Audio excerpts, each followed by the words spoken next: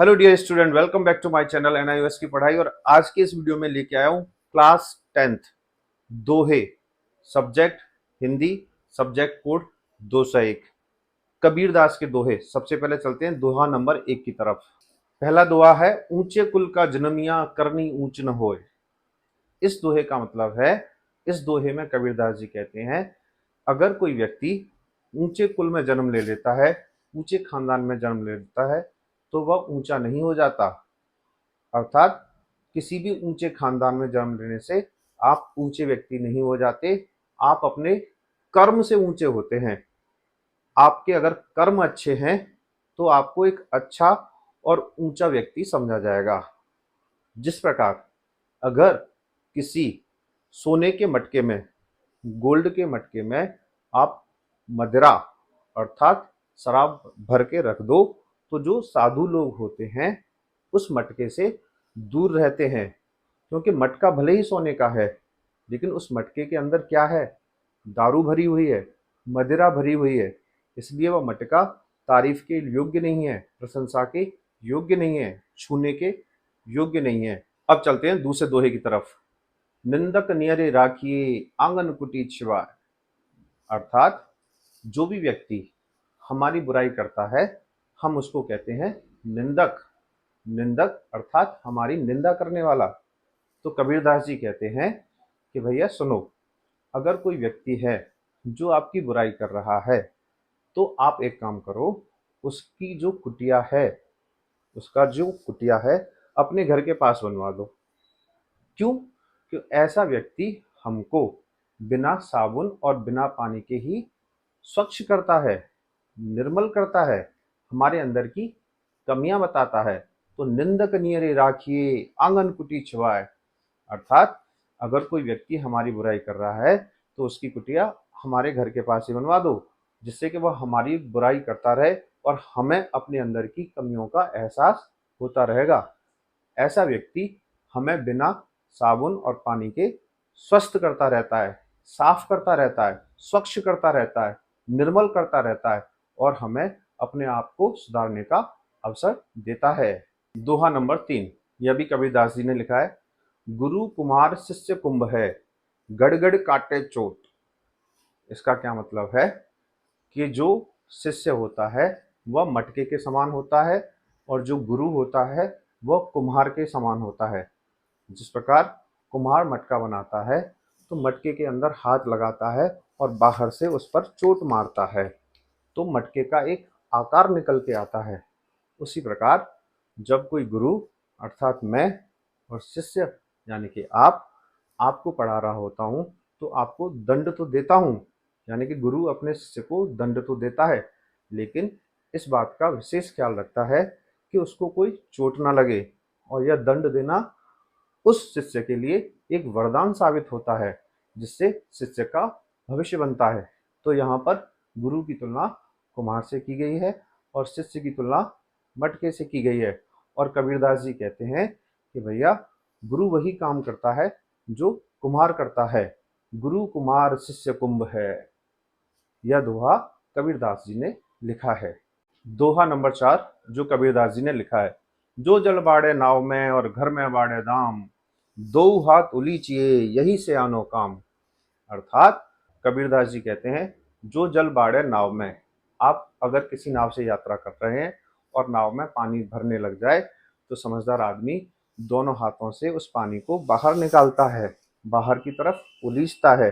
जो जल बाड़े नाव में और घर में बाड़े दाम, दो हाथ उलीचिए यानी कि दोनों हाथों से क्या करें, उसको बाहर निकालिए। यही सयानो काम, यही समझदारी वाला काम है।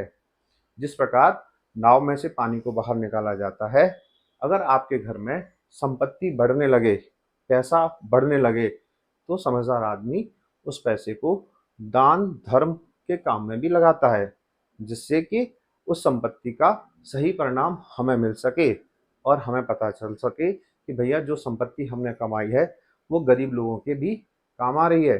अगर आपके घर में पैसा बढ़ने लग जाए तो भैया दान दो, दक्षिणा दो, भंडारा करवाओ और ज़रूरतमंदों के काम आओ।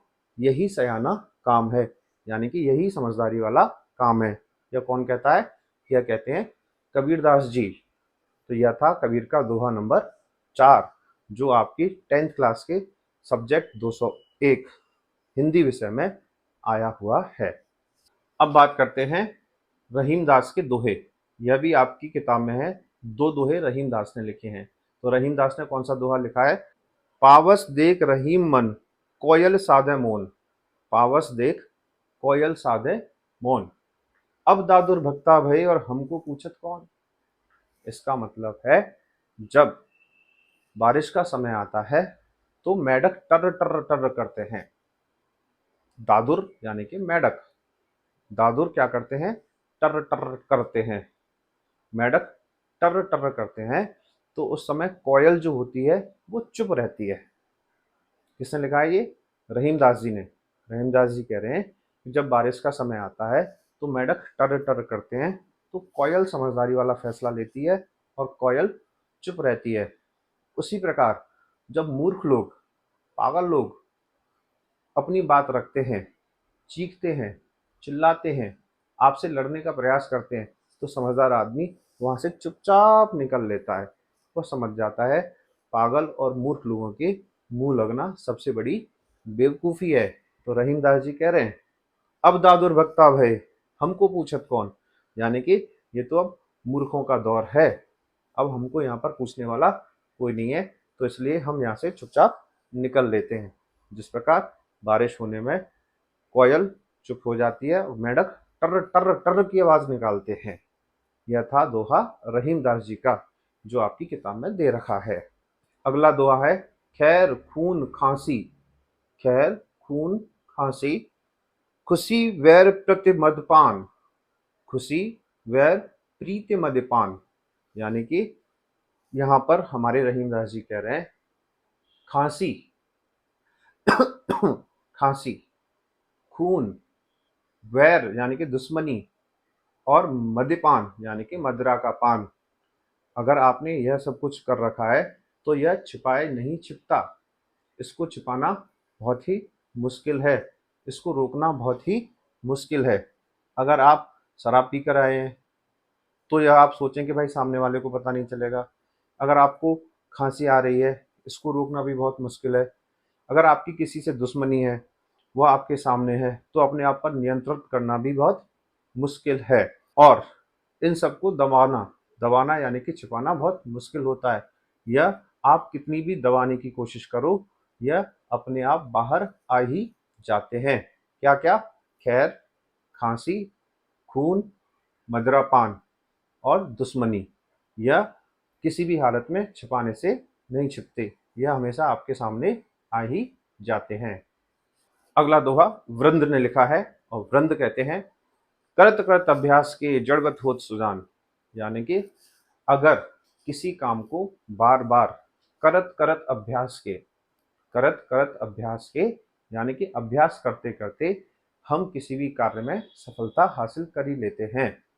करत करत अभ्यास के जड़मत होत सुजान, रस्सी आवत जात से सिल पर परत निशान।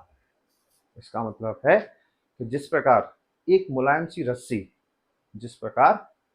सी रस्सी कुएं पर बार बार घिसी जाती है, तो क्या करती है? कुएं पर निशान डाल देती है, पत्थर पर निशान डाल देती है। रस्सी काफी मुलायम होती है, लेकिन पत्थर कठोर होता है, फिर भी रस्सी क्या करती है? उस पत्थर पर निशान डाल सकती है। कैसे? अभ्यास से, बार बार खींचने से। इसी प्रकार कोई मूर्ख से मूर्ख व्यक्ति भी हो, अगर वह किसी भी काम को बार बार करता है, बार बार दोहराता है, तो वह कार्य सफल हो जाता है। तो यहाँ पर वृंद ये भी कहते हैं, अभ्यास करते रहिए, सफलता आपको अवश्य मिलेगी। तो यह थे कक्षा 10 सब्जेक्ट कोड 201 विषय हिंदी का पाठ नंबर 2 दोहे। जो दोहे बताए हैं रहीम दास ने, कबीर ने और वृंद ने। मैंने आपको सारे महत्वपूर्ण दोहे बता दिए हैं। अब आप इन दोहों को अपनी नोटबुक में लिख लेना।